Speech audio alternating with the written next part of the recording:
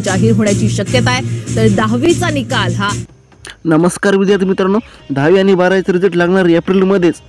एप्रिलमध्ये रिझल्ट लागणार। तर एप्रिलमध्ये कोणत्या तारखेला लागणार ते आज आपण पाहणार आहोत। तर मित्रांनो, निकालाची तारीख सांगण्याआधी तुम्ही ही बातमी वाचून घ्या। तर मी बातमी तुम्हाला सांगणार आहे।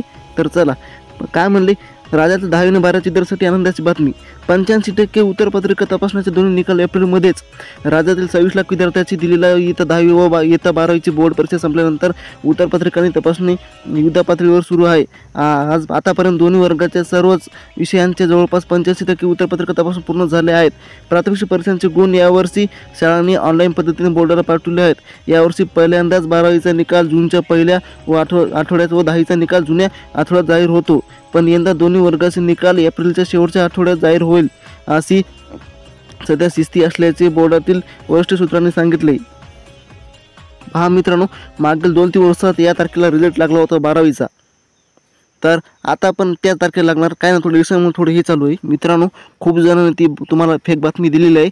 10चे निकाल एप्रिलमध्ये नाही, तर 10चे निकाल 10-12चा निकाल वेळेवरच्या टाइम टेबल लागणार।